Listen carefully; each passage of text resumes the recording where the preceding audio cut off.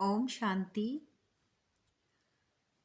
आज का टॉपिक है परमात्मा की निरंतर याद से अविनाशी कमाई जमा करो।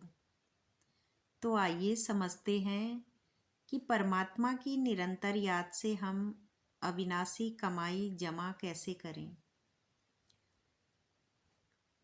मैं आत्मा प्रेम, शांति और पवित्रता से भरपूर एक चैतन्य शक्ति हूँ।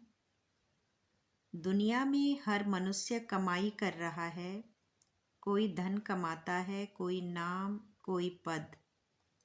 लेकिन प्रश्न है कि क्या यह कमाई हमेशा साथ चलती है? धन यहीं रह जाता है, नाम समय के साथ मिट जाता है और शरीर भी यहीं छूट जाता है।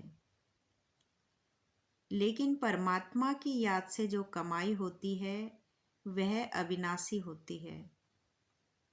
बाबा कहते हैं, बच्चे, यह संगम युग है कमाई करने का। यह कमाई न बैंक में जाती है, न बैंक में जमा होती है, न तिजोरी में। यह कमाई आत्मा के खाते में जमा होती है। जब आत्मा परमात्मा को याद करती है तो याद कोई साधारण क्रिया नहीं रहती, बल्कि यह याद ऊर्जा का आदान प्रदान बन जाती है। जैसे मोबाइल चार्जर से जोड़ते ही बैटरी चार्ज होने लगती है, वैसे ही आत्मा जब शिव बाबा की याद में रहती है तो आत्मिक शक्ति स्वयं जमा होने लगती है। तो जमा क्या होता है? जमा होता है शांति, जमा होती है पवित्रता, जमा होती है शक्ति, जमा होती है संस्कारों की शुद्धता, जमा होती है। लेकिन सवाल है कि निरंतर याद कैसे करें? निरंतर याद का अर्थ ये नहीं है कि आंख बंद करके ही एक जगह पे बैठे रहें। निरंतर याद का अर्थ है हर कर्म के पीछे चेतना, चलते हुए याद, बोलते हुए मैं आत्मा हूँ, बाबा मेरे साथ है। काम करते हुए बाबा मेरे बोल आपके हैं। मैं निमित्त हूँ, कराने वाले आप हो। जब यह भाव बन जाता है तो याद मेहनत नहीं लगती, याद में मेहनत नहीं लगती, याद स्वाभाविक हो जाती है।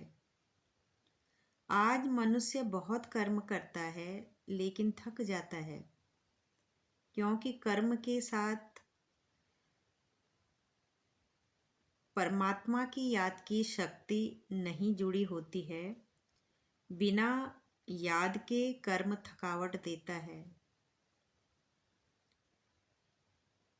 परमात्मा की याद के साथ कर्म शक्ति देता है। इसलिए बाबा भी कहते हैं कि कर्म करते हुए योगी बनो, और यही योग अविनाशी कमाई का साधन है।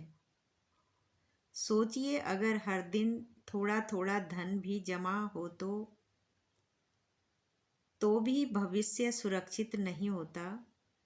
लेकिन अगर हर दिन थोड़ी थोड़ी परमात्मा की याद जमा हो जाए तो आत्मा का भविष्य सदा के लिए सुरक्षित हो जाता है।